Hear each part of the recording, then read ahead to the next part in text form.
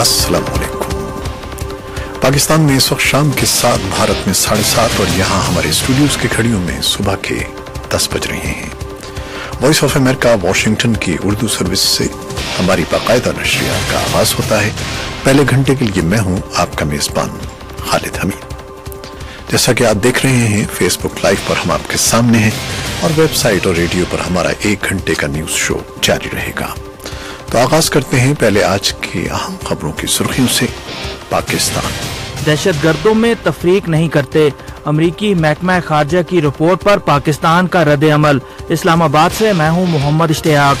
Parliament के ऐवान बाला में कानून साजों का साइबर क्राइम्स की रोकथाम से मुतल्लिक कानून के मुबैना गलत इस्तेमाल पर तहफ़्फ़ुज़ात का इजहार। इस्लामाबाद से मैं हूँ मोहम्मद जलील। जनूबी एशिया भारत चीन के खिलाफ अपने दिफा के लिए पूरी तरह तैयार है, वजीर खारजा सुषमा स्वराज का बयान। मैं हूँ नई दिल्ली से सुहेल अंजुम। भारतीय कश्मीर में बादल फटने से तबाही, 8 हलाक, मुतअद्दिद जख्मी, कई अफराद लापता। मैं हूँ श्रीनगर में यूसुफ जमील। और दूसरी अहम खबरों में, शामी बागियों ने दमिश्क से बाहर जुमेरात के रोज छुप कर किए गए एक हमले में शामी हुकूमत के कम से कम 28 फौजियों को हलाक कर दिया है।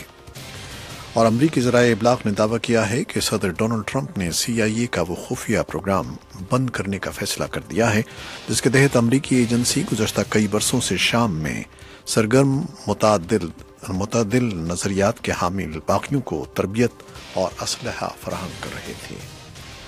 इसराइल के वज़ीर आज़म बेंजामिन नेतन्याहू इस बारे में सिक्योरिटी मुशीरों से मुशावरत कर रहे हैं कि क्या उन आलात को हटा दिया जाए जो मस्जिद अक़सा के बाहर धात की चीज़ों की शनाख्त के लिए लगाए गए थे। ईरानी सदर हसन रूहानी ने बुध के रोज़ कहा है कि उनका मुल्क अमरीका के खिलाफ डट जाएगा और अगर अमरीका ने इस्लामी जमहूरिया पर कोई नई पाबंदी लगाई तो ईरान उसका जवाब देगा। इराक़ी वज़ीर आज़म हैदर अल इबादी ने तस्लीम किया है कि मूसल को दाइश से वागुजार कराने की लड़ाई के दौरान इराक़ी अफ़वाज से इंसानी हुकूक़ की खिलाफ वर्जियाँ सरज़द हुई हैं। अमरीकी अदालत उज़्मा ने मुहाजिरीन के अमरीका में दाखिले पर आर्जी बंदिश को उस वक्त तक बरकरार रखने के अहकामात दिए हैं जब तक अपील्स कोर्ट इस मामले पर फैसला नहीं दे देती। और खबरें अब तफसील के साथ। अमरीकी महकमा खारजा की जानिब से जारी होने वाली आलमी दहशतगर्दी से मुतालिक रिपोर्ट पर पाकिस्तान ने अपने रद्द-ए-अमल में कहा है कि पाकिस्तान किसी इम्तियाज और तखसीस के बगैर तमाम दहशतगर्द ग्रुपों के खिलाफ कार्रवाई कर रहा है।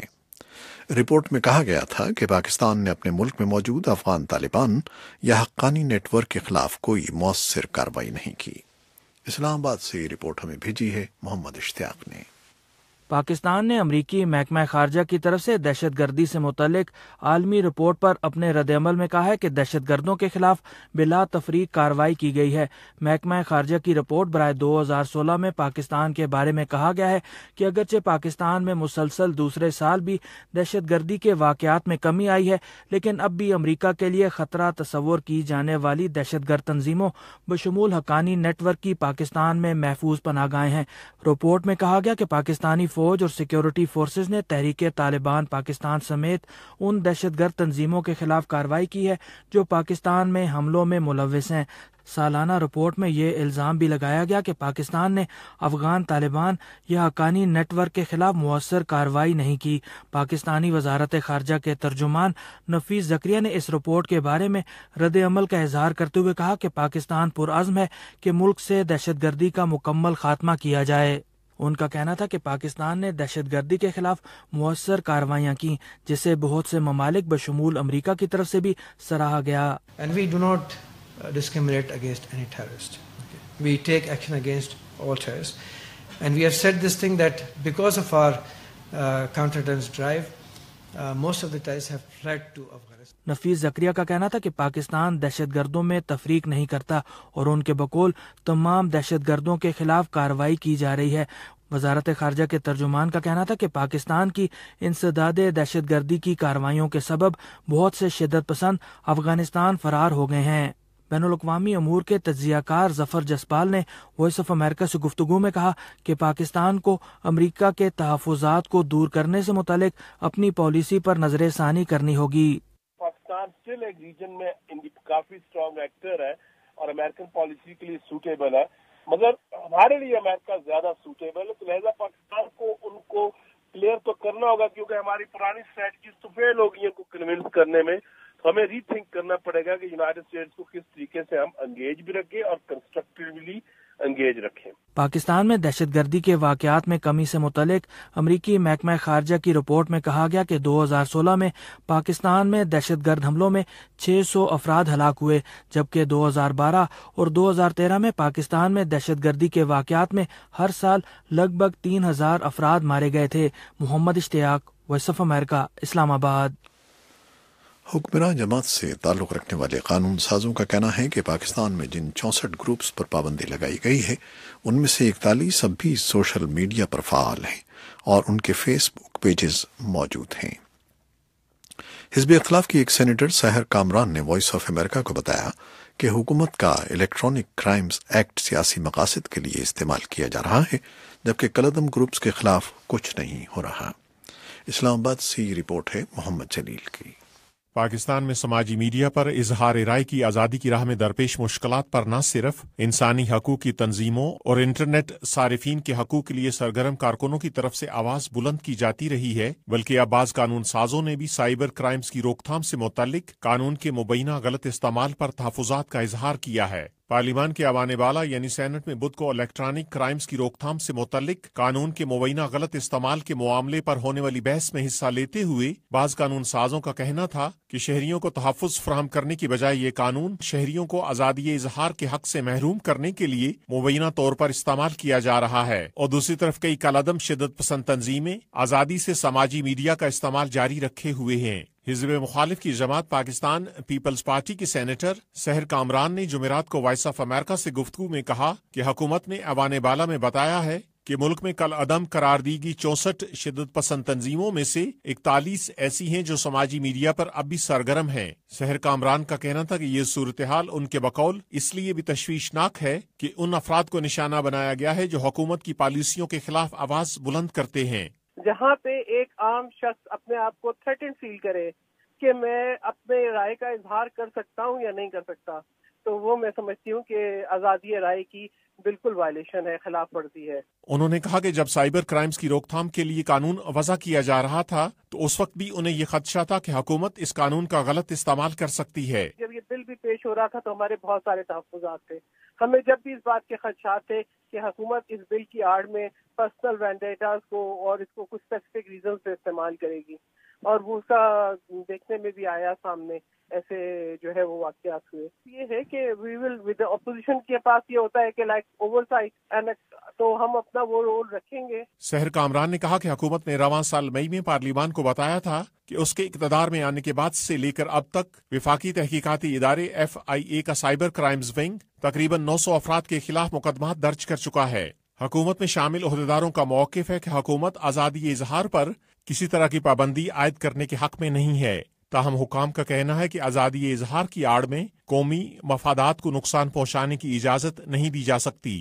حالیہ مہینوں میں حکام نے ایسے متعدد افراد کے خلاف کارروائی کی ہے جو مبینہ طور پر سماجی میڈیا پر نفرت انگیز اور توہین آمیز مواد پوسٹ کرنے کے ذمہ دار ہیں۔ محمد جلیل، وائس آف امریکہ، اسلام آباد۔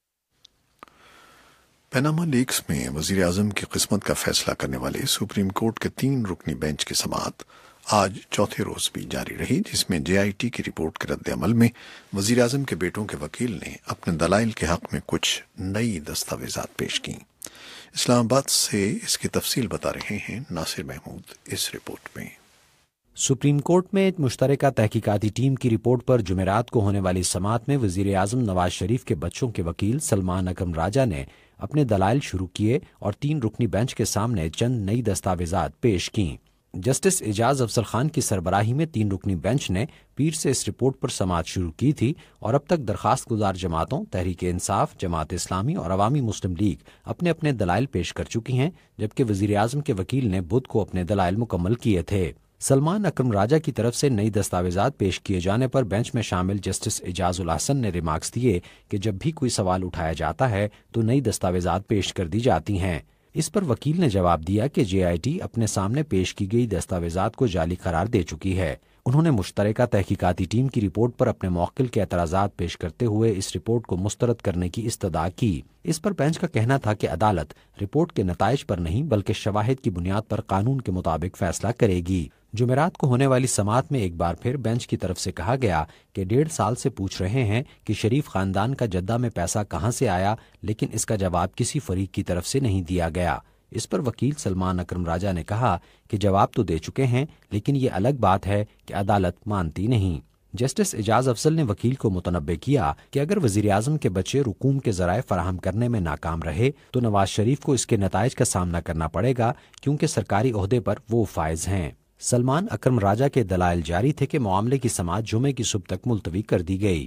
سماعت کے بعد عدالت عظمیٰ کے باہر وزیر مملکت برائے اطلاعات و نشریات مریم اورنگزیب نے صحافیوں سے گفتگو کرتے ہوئے کہا کہ وزیراعظم نے کبھی اپنے منصب کا غیر ضروری استعمال نہیں کیا اور اس بارے میں ان کے خلاف کوئی ثبوت بھی سامنے نہیں آیا۔ ہمیں امید ہے کہ پاکستان کی اعلیٰ عدلیہ ان تمام مینا بازار تماشا لگانے والوں کی پٹیشن کو مسترد کریں گے، اور انشاءاللہ یہ بات بھی ثابت ہوگی کہ وزیر اعظم محمد نواز شریف جیسے کہ پہلے دن کہا تھا، نہ پینما کیس سے کوئی تعلق ہے اور نہ پاکستان کے اندر کسی بھی کرپشن کے کسی بھی کیس سے کوئی بھی تعلق نہیں ہے۔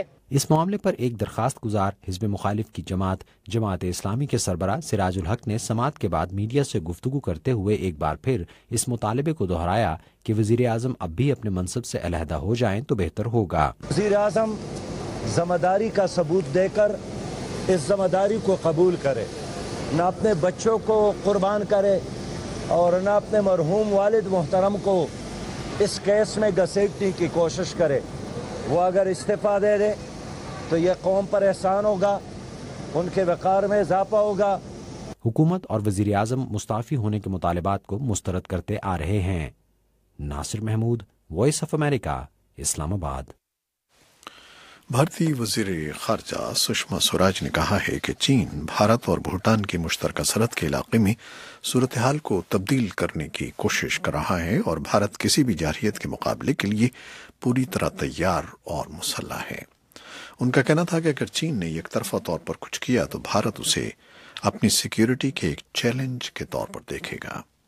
نئی دہلی سے یہ رپورٹ ہمیں بھیجی ہے سہیل انجم نے۔ وزیر خارجہ سشما سوراج نے کہا ہے کہ چین جہاں ڈوکلام علاقے میں موجودہ صورتحال کو تبدیل کرنے کی کوشش کر رہا ہے، وہیں بھارت چین کے خلاف اپنے دفاع کے لیے پوری طرح تیار ہے اور وہ کوئی خطرہ محسوس نہیں کرتا۔ تاہم انہوں نے یہ بھی کہا کہ اگر چین 3 ملکوں کی مشترکہ سرحد کو یک طرفہ طور پر تبدیل کرتا ہے تو اس سے ہماری سلامتی کو خطرہ لاحق ہو جاتا ہے۔ وہ سکم کے نزدیک ڈوکلام علاقے میں دونوں ملکوں کے مابین 1 ماہ سے بھی زائد عرصے سے جاری سرحدی تنازعہ کے سلسلے میں پارلیمنٹ میں بیان دے رہی تھیں۔ سشما نے یہ بھی کہا کہ اس معاملے پر تمام ملک ہمارے ساتھ ہیں اور وہ سمجھ رہے ہیں کہ بھارت کا موقف درست ہے۔ اگر چین چاہتا ہے کہ بھارت اپنے فوجی جوان واپس بلائے تو اسے بھی ایسا ہی کرنا ہوگا۔ ایک دفاعی تجزیہ کار پروین ساہنی کے مطابق اس وقت صورتحال بہت سنگین ہے، بھارت کو چاہیے کہ وہ سفارتی سطح پر مسئلے کو حل کرے۔ تو یہ ایک میرے حساب سے بہت ہی سیریس معاملہ ہے، کیونکہ یہ معاملہ جب انہوں نے روڈ کنسٹرکشن شروع کری گئی تھی میرے حساب سے اسی سمے یہ ڈپلومیٹک چینل سے لینا چاہیے تھا۔ تو یہ جو ہم نے ٹروز بھیج دیے ہیں، اس کے یہ بھیجنے کی بجائے اگر ہم اس کو ڈپلومیٹکلی چینل سے اس کی بات کرتے تو میرے خیال میں زیادہ بہتر تھا۔ اب یہ سچویشن بہت بڑھ گئی ہے، میں سمجھتا ہوں یہ عام معاملہ نہیں ہے۔ وزارت خارجہ کے ترجمان گوپال باگلے نے کہا کہ دونوں ملکوں کے مابین سفارتی ذرائع رکے نہیں ہیں اور نہ ہی سفارتی روابط منقطع ہوئے ہیں۔ قومی سلامتی کے مشیر اجیت ڈوبھال اگلے ہفتے چین میں ہونے والے برکس اجلاس میں شرکت کریں گے۔ خیال ہے کہ مذاکرات کے لیے چین کی شرط یہ ہے کہ بھارت پہلے اپنے جوان واپس بلائے۔ اسی درمیان بھارت کے سابق وزیر دفاع ملائم سنگھ یادو نے پارلیمنٹ میں بیان دیتے ہوئے کہا کہ چین سے بھارت کو سنگین خطرات لاحق ہیں۔ ان کے الفاظ میں وہ بھارت پر حملہ کرنے کے لیے اس کے خلاف سازش کر رہا ہے۔ انہوں نے یہ بھی کہا کہ ہمارا دشمن چین ہے، پاکستان نہیں۔ ادھر گزشتہ دنوں ممبئی میں قونصلیٹ جنرل کی حیثیت سے تعینات چین کے ایک سابق سفارتکار لیو یوفا نے دھمکی دی ہے کہ متنازعہ ڈوکلام علاقے میں تعینات بھارتی جوان واپس ہو جائیں ورنہ ان کے الفاظ میں وہ پکڑے جائیں گے اور مارے جائیں گے۔ लिu यूफा चीन के एक अंग्रेजी चैनल CGTN से बात कर रहे थे, जबकि चीन के सरकारी मीडिया ने इल्जाम आयद किया कि भारत में उभरती हिंदू कौम परस्ती ने भारत की चाइना पॉलिसी को अगवा कर लिया है। ये सूरत हाल भारत को जंग के दहाने पर पहुंचा सकती है। वाज़ेह है कि गुज़श्ता माह डोकलाम इलाके में चीनी अफवाज के जरिए सड़क की तामीर पर भारत ने एतराज किया और वहां अपने जवान तैनात कर दिए, जिसकी वजह से दोनों मुल्कों की अफवाज आमने सामने आ गई हैं। Sohail Anjum, voice of America, नई दिल्ली। ये थी वो खबरें और रिपोर्टें जो हमने फेसबुक लाइव पर आपके लिए पेश की। वेबसाइट और रेडियो पर अभी हमारा ये न्यूज शो जारी है। फेसबुक लाइव से हम आपसे इजाजत चाहते हैं। अल्लाह हाफिज।